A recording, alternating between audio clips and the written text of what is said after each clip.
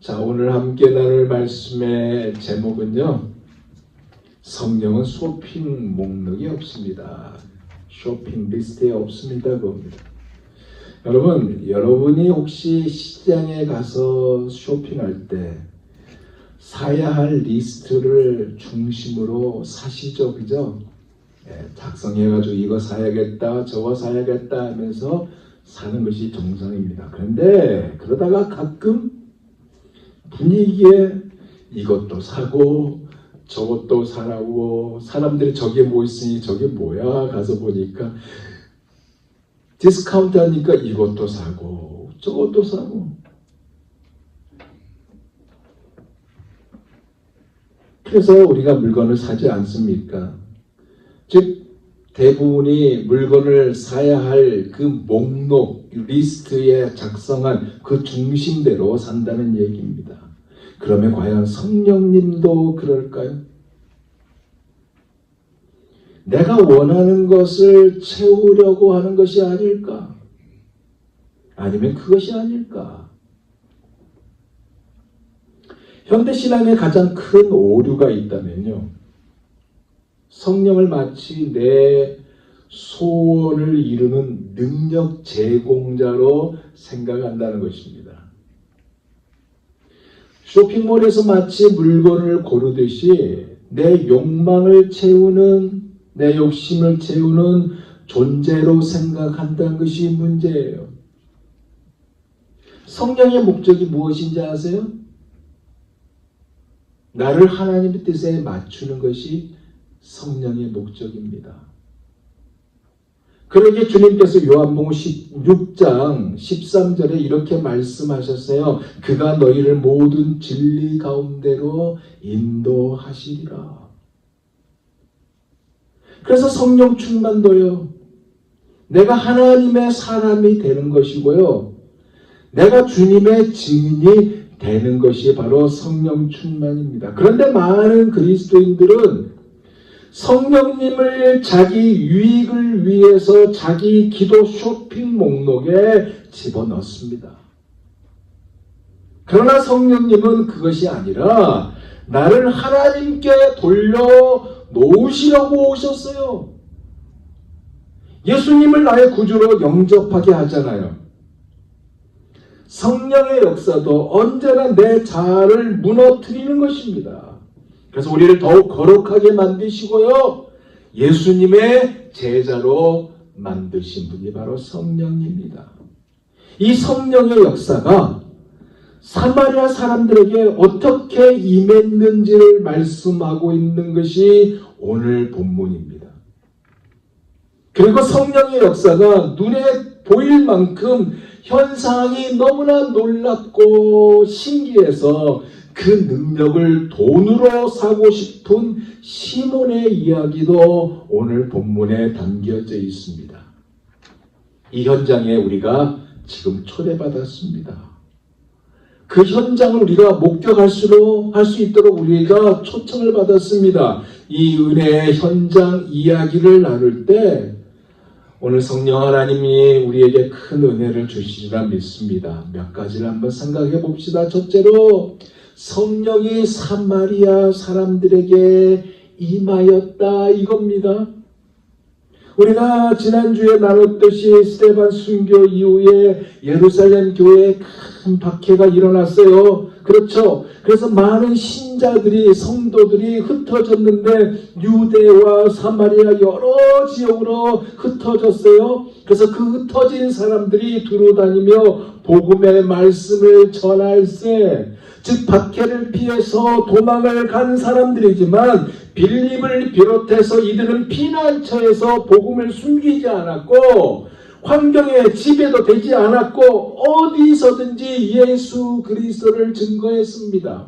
그래서 빌립이 사마리아 성에 내려가 그리스도를 백성에게 전파하니 그랬어요. 무슨 얘기예요? 철학 이야기를 한 것도 아니고 자신의 처지를 들어봐달라고 이야기한 것도 아니고 예전에 서로 떡을 떼었던 그 아름다웠던 그 예루살렘 교회 공동체 얘기를 한 것도 아니고 상황이나 문화적 유행이 아니라 복음의 핵심인 오직 예수 그리스도의 십자가와 부활을 선포했습니다. 그래서 우리가 빌립의 말도 듣고 행하는 표적도 보고 한마음으로 그의 말하는 것을 따르더라 그랬어요. 말씀을 전했는데 표적과 기사가 나타난 것입니다. 귀신이 떠나가고 중풍병자와 못 걷는 자가 치유되었고 말씀과 능력이 함께 역사가 된 것이에요. 그래서 도시 전체에 뭐예요? 큰 기쁨이 있었다고 그랬습니다. 그 성에 큰 기쁨이 있었더라.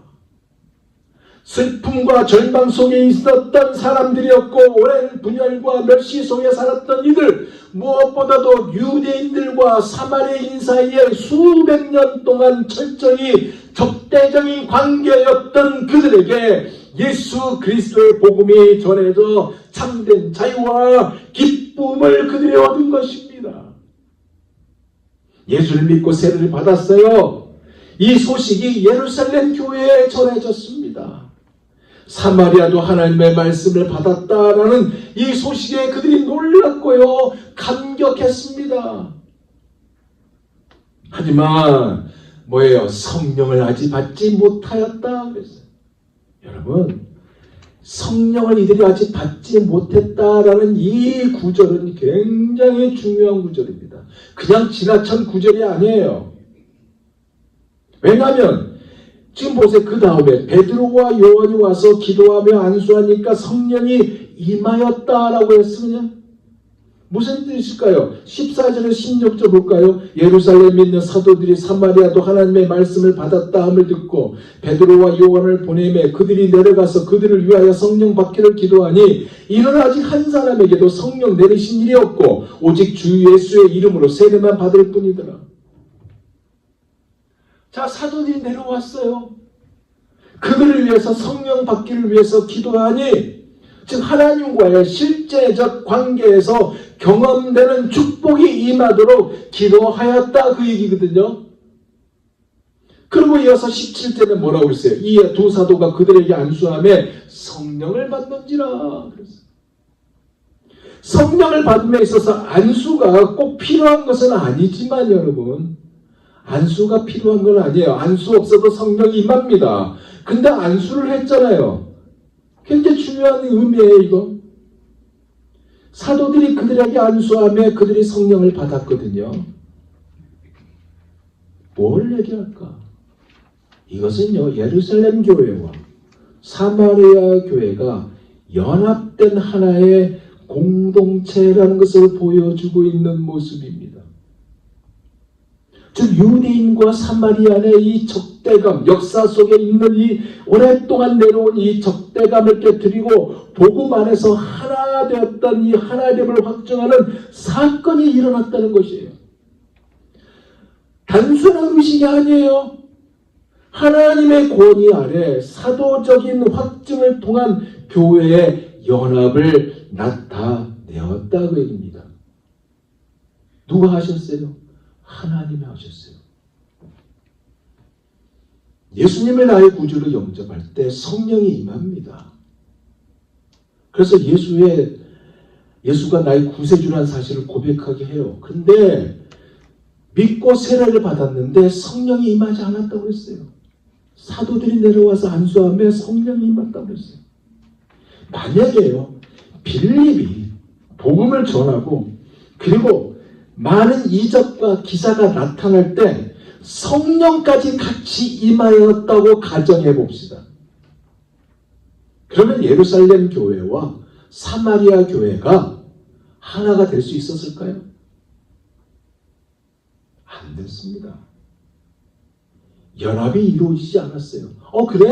그럼 우리는 우리 때로 갈게. 너희는 너희대로 가. 그렇게 할 거예요. 그러나 하나님께서 사도들의 안수를 통해 성령이 임하게 하심으로 사마리아 교회와 예루살렘 교회가요, 우리는 하나다가 되게 하였고 너희의 믿음은 정말 참 믿음이다. 우리는 같은 주님을 믿은 한 형제이다, 자매이다는 것을 인정하는 역사가 이루어지게 했던 것입니다.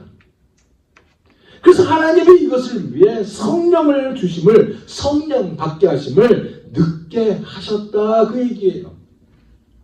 그러면 그들에게 나타난 성령 받은 모습은 어떤 모습일까요? 두 번째로 생각해 본 것은 성령이 임한 그 현장입니다. 오늘 본문은요, 그 현상이 어떤 현상인지, 어떠한 모습인지 구체적으로 기록하고 있지는 않습니다. 그러나 몇 가지 단서를 우리가 발견할 수 있어요. 확실할 수 있는, 확실해 보이는 그 변화가 있다는 것을 알 수 있습니다. 그 증거가 뭐냐면 마술사 시몬이요. 예수 믿었어요. 그리고 세례 받았어요. 그죠? 그리고 사도들이 안수함에 성령 받은 그 장면을 봤습니다. 그리고 뭐 했어요? 나도 그 권능을 가지게 해달라 하면서 자신의 지갑을 열었어요. 돈을 주어서 말을 했습니다. 무슨 얘기예요? 성령이 임할 때 외형적으로 겉으로 드러나는, 겉으로 표출되는 변화가 있었다는 얘기입니다. 무언가 눈에 보이는 명확하게 알 수 있는 표징, 사인이 일어났다 그 얘기예요. 어쩌면 그것이 오순절 다락방 때 일어난 그 사건, 유사한 현상이 아니었을까라고 생각해 볼 수 있습니다. 오순절 때 일어난 방언이나 예언이나 강력한 기쁨과 능력이 나타났다는 얘기예요. 사도들이 안수하니까 능력의 역사로 드러난 것입니다. 내적으로는 구원의 확신이 있었고 기쁨과 담대함이 주어졌을 것이고, 외적으로는 그 말씀의 능력이 더 강력하게 나타나 믿음의 삶이 활활 타오르는 그 변화가 생겨났을 것이고, 단순한 감정이 일어난 것이 아니라 하나님과의 죄사함에 대한 확신, 예수 그리스도의 주권을 인정하는 내적 변화가 찾아왔다 그 얘기입니다. 이것을 마술사 시몬이 봤어요. 세 번째로 생각해 본 것은 마술사 시몬의 반응입니다. 18절에서 19절에 이렇게 말씀하고 있습니다. 시몬이 사도들의 안수로 성령 받은 것을 보고 돈을 들여 이르되 이 권능을 내게도 주어 누구든지 내가 안수하는 사람은 성령을 받게 하여 주소서 하니, 사도들의 안수로 성령이 내리신 것을 목격한 그가 지갑을 열었어요. 007 가방을 열었습니다. 거기에 $100로 가득 찬 그것을 보여줬어요. 그 희한한 능력을 내게 팔아 주세요. 내게 파십시오라고 말을 한 겁니다. 그가 누구예요? 마술사 시몬. 악령에 사로잡혔던 마술사 시몬입니다. 그런데 그도 나도 예수를 믿겠습니다라고 하며 세례를 받았던 자 아닙니까? 그리고 성령의 역사가 일어나는 현장을 보고 나도 저런 능력을 달라고, 나도 안수하면 성령이 내리시는 능력을 달라고 이렇게 007 가방을 딱 열고 요청한 겁니다. 왜? 성령이 인재를 받거든요. 돈을 꺼냈어요. 왜 이런 행동을 했을까요? 왜 그랬을까요? 그의 세계관에는, 그의 생각은요, 여전히 마술의 세계였기 때문에 그렇습니다. 세상에서도 권력이 있으면 되고 능력이 있으면 되고 심지어 사람의 마음도 돈으로 살 수 있다고 생각했기 때문에 그렇습니다. 복음은 받아들었어요. 그렇지만 하나님의 은혜의 본질을 이해하지 못했다 그 얘기입니다. 하나님의 은혜는 돈으로 살 수가 없어요, 여러분. 하나님과 나 사이에 거래적 관계가 성립되는 순간 신앙은 본질을 잃어버리고 맙니다. 그래서 그 행동에 대해서 베드로가 정확하게 지적하잖아요. 20절에서 21절 베드로가 이르되 내가 하나님의 선물을 돈 주고 산 줄로 생각하였으니 내 은과 내가 함께 망할지어다. 하나님 앞에서 내 마음이 바르지 못하니 이 도에는 내가 관계도 없고 분깃될 것도 없느니라. 예수님과 아무 상관없다고. 내가 하나님을 믿는다고 하면서도 하나님보다 돈에 힘을 더 신뢰해서 성령님의 임재도 돈으로 사려고 하고 만사를 돈으로 해결하고 하니까 그것이 어떻게 하나님과 관계 있는 사람이 되냐고 지적을 한 거죠. 무슨 얘기예요? 회개 없이는 성령을 경험할 수 없다는 이야기입니다. 성령은 돈으로 사는 능력이 아니라 하나님의 주권적인 은혜로 주어지는 선물이에요. 사랑하는 여러분, 우리 안에도 혹시 시몬과 같은 이런 마음이 있지 않습니까?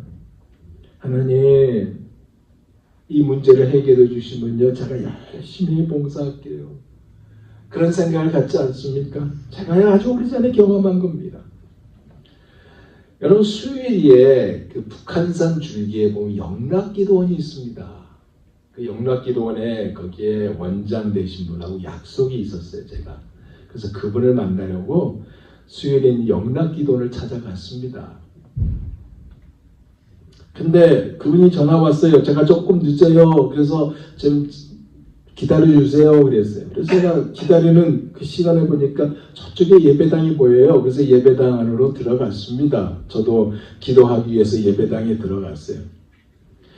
들어가니까 어떤 분이 기도하고 계세요. 그래서 저도 그분의 기도를 방해하지 않으려고 뒤에 그 방상안을 들고 이렇게 조용히 가서 뒤에서 앉아서 저도 기도하고 있었습니다. 근데 기도하다가 그분의 기도를 제가 듣게 됐어요. 본의 아니게 듣게 했습니다. 왜냐하면 조용히 기도한 것이 아니라 그분이 큰 소리 기도했으니까 내가 듣게 된 거예요. 그분이 이렇게 기도합니다. 하나님, 저 이 돈이 필요해요. 주시면 그 돈으로 11조 내고요. 교회 봉사도 열심히 하겠습니다. 그 기도를 들으면서 제가 순간 웃었어요. 웃고 말았습니다. 여러분, 이건 헌신이 아니라 조건부적인 신앙이죠. 안 그래요? 하나님을 통해서 내가 원하는 것을 얻는다? 그것이 신앙이 되는 순간에요, 하나님은 수단으로 전락되고 맙니다. 오늘 본문이 우리에게 말하는 건 뭐예요? 회개하고 주께 기도하라 이거예요. 참된 신앙은 뭐겠습니까? 하나님을 얻는 것입니다. 그분 자체가 예수 그리스도 그분이 하나님이 복이에요. 우리의 복입니다. 베드로는 그에게 내가 보니 너는 악독이 가득하며 불의에 매인 바 되었다라고 시몬의 상태를 진단했죠. 탐욕이 너의 마음을 지배했다고, 돈과 권력의 사슬에 묶여있다고, 예수를 믿는다고 했지만 여전히 옛사람의 가치관을 붙잡고 있음을 베드로가 지적을 했습니다. 사랑하는 여러분, 신앙의 본질은요, 하나님을 소유하는 것이 아니라 하나님께 소유되는 것입니다. 예수님은 우리의 꿈을 이루어주신 분이 아니에요. 우리를 그의 꿈으로 불러주시는 분이에요. 그렇기 때문에 헌신, 봉사, 헌금, 심지어 기도도요, 조건부 거래가 되어서는 안 되는 겁니다. 성령은 능력이 아니라 인격적 주권자예요. 성령은 우리를 사용하시기 위해서 우리에게 오셨습니다. 우리가 성령을 이용해서는 안 되는 거예요. 예수 그리스도 그분 자체가 우리의 복이고요. 예수 그리스도 그분을 소유하는 것이 아니라 그분께 소유가 되는 우리가 되어야 하는 것입니다. 시몬은 하나님을 믿었어요. 그러면서 자기 뜻을 이루기 위해서 성령을 원했습니다.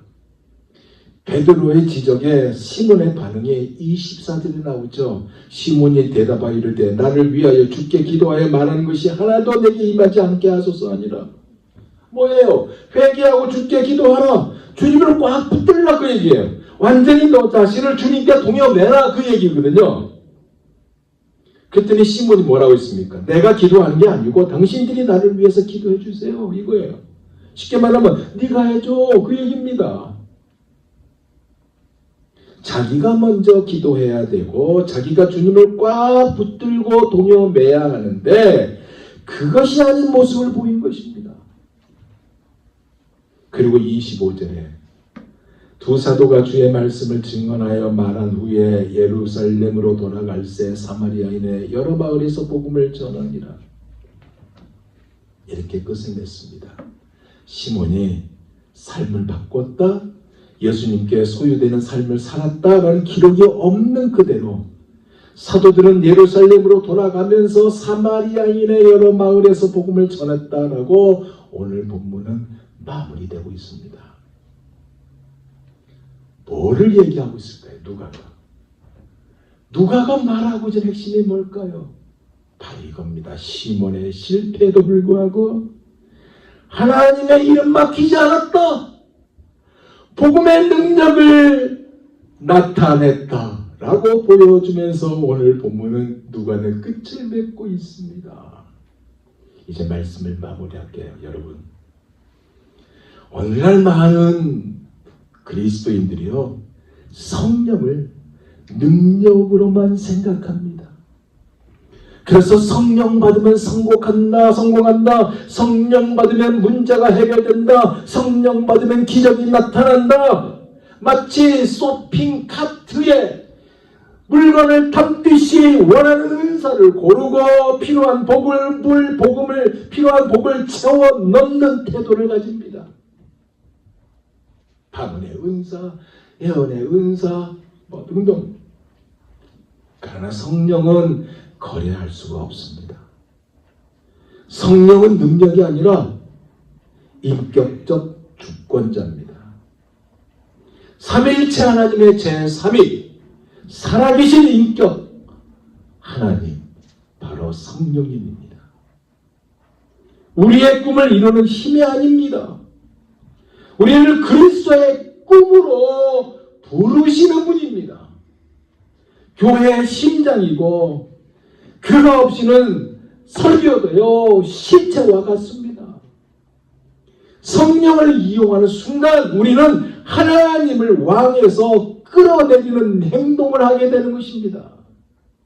성령은 우리의 계획을 돕는, 플랜을 돕는 조수가 아니라 우리를 하나님의 계획 속으로 끌어들이는 주권자입니다. 하나님을 따르는 길이요, 내 뜻을 내려놓는 길이 하나님을 따르는 길입니다. 그 길을 갈 때 성령은 우리를 도우시는 분이 아니라 우리를 지배하시는 분이 되십니다.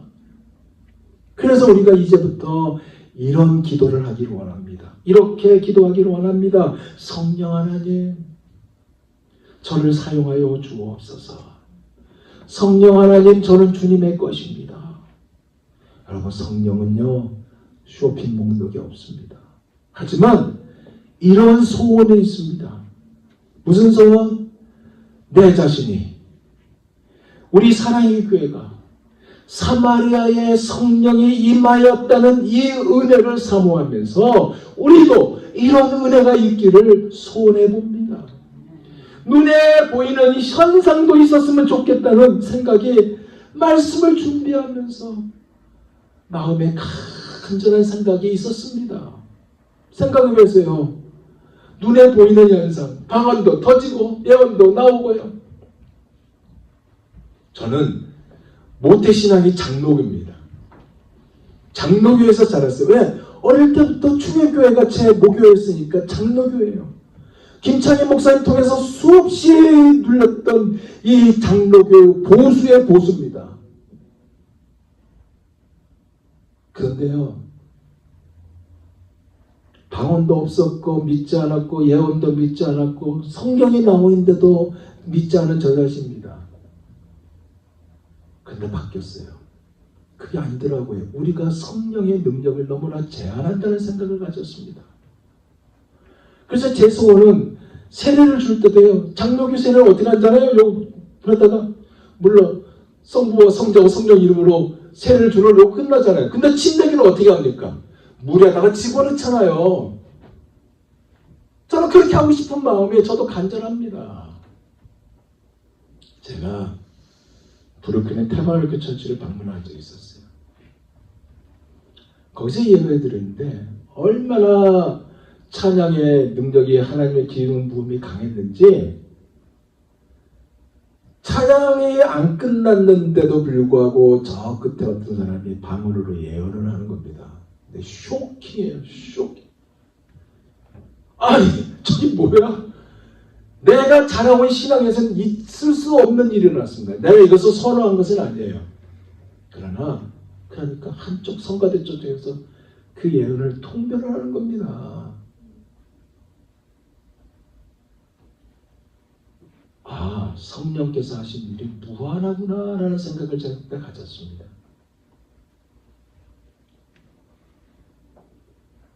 우리 교회 안에 이적과 기사가 일어나고요. 무엇보다도 성령의 지배를 받는 하나님의 계획을 이루어가는 우리가 또한 우리 교회가 되기를 소원합니다. 내적으로는 구원의 확신의 기쁨이 넘쳐나고요. 담대히 주어지는 은혜가 있어주며 외적으로는 말씀의 능력이 더욱 강력하게 나타나는 믿음의 삶이 활활 타오르는 그런 변화가 생기도록 이제부터 기도할 수 있는 우리 모두가 되기를 원합니다. 그래서 성령의 은혜의 임파테이션, 진동이 가득하게 달라고. 숫자가 늘어나는 것이 중요한 것이 아니라 그 은혜가 이 예배당 안에 일어나게 해달라고. 그래서 예수 그리스도를 인정하는 그 무리가 구름대같이 벌떼같이 모여서 하나님의 나라를 세상 모든 민족이 구원 얻기까지 쉬지 아니하시는 하나님의 뜻을 이루어갈 수 있는 우리 사랑교회가 되고 우리 모두가 다 되시기를 예수 그리스도 이름으로 축원드립니다. 기도하겠습니다.